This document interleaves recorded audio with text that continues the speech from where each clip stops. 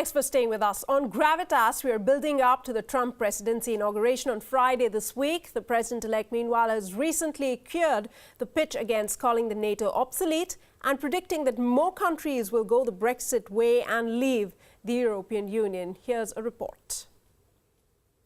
US President-elect Donald Trump had tweeted this as early as March last year, much before he was elected as the president of the country. He repeated this in a recent interview with two leading European publications, saying, "I said a long time ago that NATO had problems. Number one, it was obsolete because it was designed many years ago. Number two, the countries weren't paying what they're supposed to be paying." In the same interview, Trump also predicted that more nations will leave the EU. He said, "I think people want their own identity. So if you ask me, I believe others will leave." European leaders reacted with alarm. Ich habe hier heute den ganzen Vormittag über nicht nur mit europäischen Außenministern, sondern mit Außenministern von NATO-Mitgliedstaaten gesprochen und kann deshalb so ohne weiteres nicht Entspannung signalisieren. Ich glaube, überall in den verschiedenen NATO-Mitgliedstaaten. I was a little bit baffled yesterday by the notions on NATO. It's obviously not obsolete. It's maybe even more important than it's been for many years. But nevertheless, I think we all look forward also to working together with the United States. The transatlantic relationship is more important than ever. Many countries in Europe are going through the polls this year, with France, Netherlands and Germany all facing tough challenges. Trump's predictions that more countries might leave the EU could not have come at a more inopportune moment for the continent. With Bureau Inputs, Zara Khan in New Delhi for WION. All right, joining me right now is Mr. Glenn Carl, American writer and former intelligence officer. He joins me from Washington. Also joining me is WION's bureau chief from Washington, D.C., Giles Gibson. Giles, to you first. What do you make of this remark from Trump calling NATO obsolete?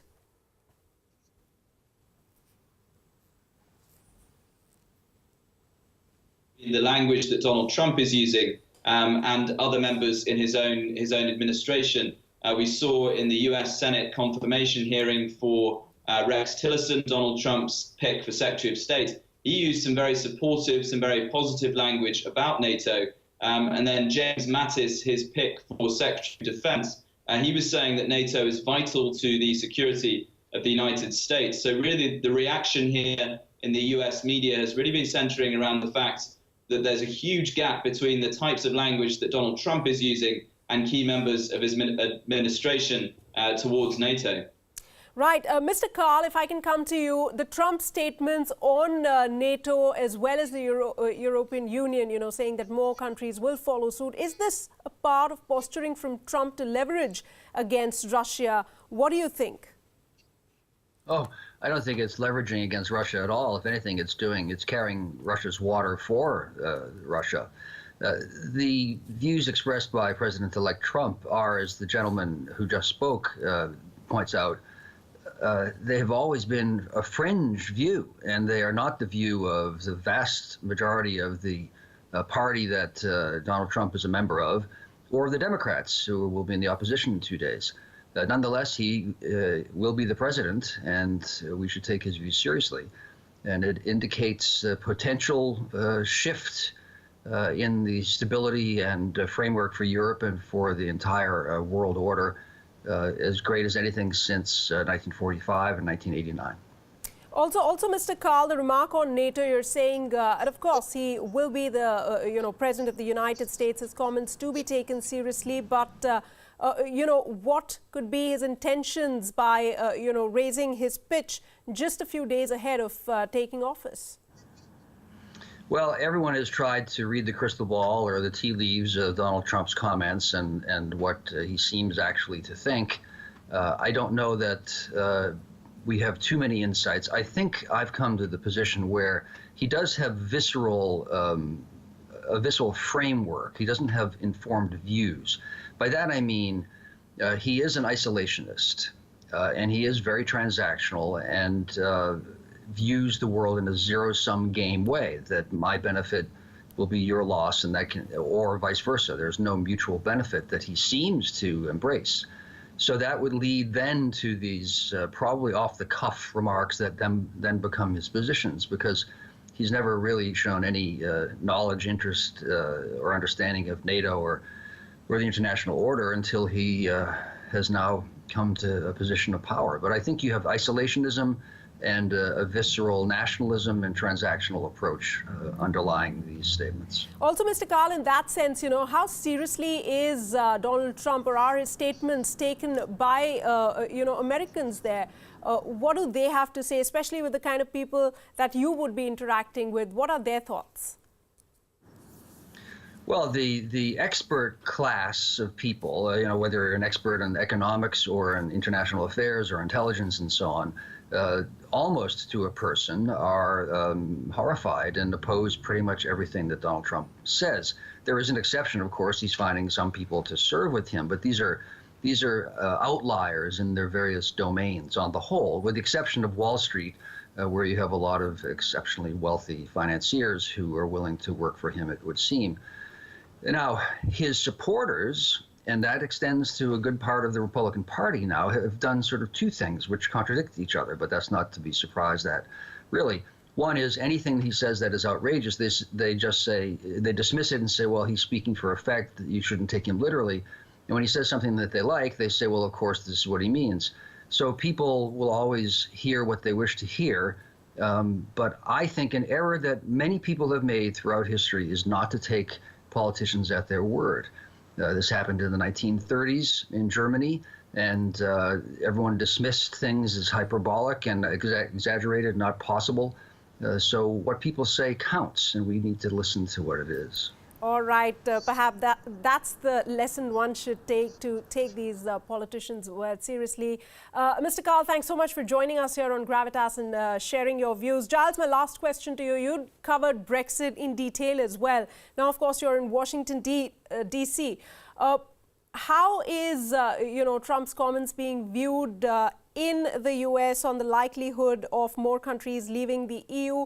Also, give us a sense from what you understand while covering Brexit in fact, in Europe, that most countries will leave the European Union. It had generated a lot of heated debates at the time.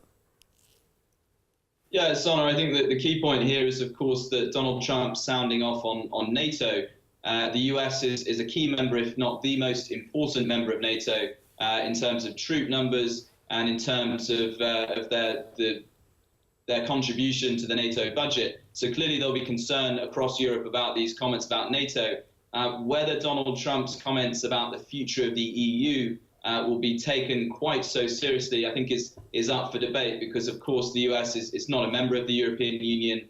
It deals with the European Union in all sorts of ways, economically, most importantly. But I don't think there'll be too much concern in the major capitals of Europe, like Berlin and Paris, about Donald Trump's views about the future of the European Union necessarily. All right, Giles, thanks so much for joining us there and sharing your thoughts on this story. We, of course, will be keeping a very close eye on Trump's presidency when he assumes office on the 20th of this month. Now, moving on to those of us reared on a diet of James Bond, Christopher Steele, the former MI6 agent who provided U.S. intelligence with the sleazy documents on Donald Trump, could come close to the super spy who lived, loved, fought, and always had his vodka shaken and stirred. Steele's personal preferences will remain a mystery, but we have a few other details. Take a look.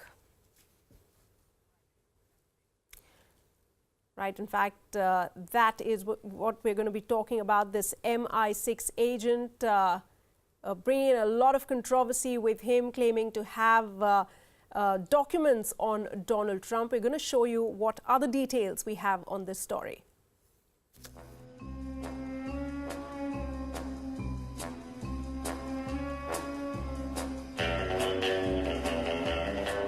Not quite in the James Bond mold, and certainly no golden gun, but this blurred image is the only publicly available image of Christopher Steele, who brought the United States and Russia to the brink. Steele is the shadowy ex-agent of Britain's Secret Intelligence Service, also known as MI6. the source of 35 documents detailing sex and sleaze allegations about Donald Trump in Russia. Steele has had a career which took him to many parts of the world, say people familiar with him. Earlier in his service, he was posted in Moscow, where he witnessed firsthand the collapse of communism and the rise of Boris Yeltsin. He returned to London in 1993 and was posted in the Foreign and Commonwealth Office. 5 years later, he was in Paris. Subsequent postings took him to Kabul in Afghanistan, where he was responsible for briefing commando teams sent on missions to kill or capture Taliban terrorists. Steele later left the intelligence service to set up Orbis Intelligence in London. It prospered and made a name by exposing corruption in the world soccer body FIFA and supplying it to, ironically, the American FBI. They were impressed with his findings, which is probably why there are so many takers in Washington, D.C. for his information on Donald Trump. Bureau Report, WION. Now, WION's London Bureau Chief Mandy Clark couldn't get hold of Steele, but she was able to contact some former MI6 agents who threw some more light on the man who refused to come in from the cold. And Mandy is joining me live at this point from London. Mandy, what more do you know about this spy? What are your sources telling you? Well, one thing, Christopher Steele has gone into hiding. And when I was speaking to one of my friends who is a former spy, he explained that there's no doubt he needed to go into hiding. He went into hiding as soon as his nationality was released, fearing that his name would come out very soon. Now, he's a father of 3, and he has a wife. The whole family has left, and there's speculation they have gone abroad. Now, how long will they have to go into hiding? That's unclear. When I spoke to this former spy, he said, you know, he might have to go in hiding for a lifetime. Russia has a very long memory. Russia was very unhappy with this dossier. They saw it as an attempt to damage relations with Washington just ahead of the inauguration. So it seems quite serious for Christopher Steele. He does have this business, this intelligence business, and his business partner isn't talking. He won't comment on where he could be. There was a case in 2006 that I'm going to take you back in Britain. A Russian operative who was an outspoken critic of Putin, Litvinenko, was murdered by plutonium-210. And it said that Christopher Steele worked alongside Litvinenko. His wife, now widow, has come out and said she does fear for Mr. Steele's safety. So it does seem that he is under threat. Absolutely, Mandy. Straight out of a James Bond flick, the script, it seems, of course, dangerous times for Christopher Steele after doing what he did. And as you said, he might be, in hiding for a lifetime. Thanks so much, Mandy, for joining us and sharing your inputs on that story of the missing spy. With that, it's a wrap on Gravitas. News and updates continue on the other side of this very short break. Good night.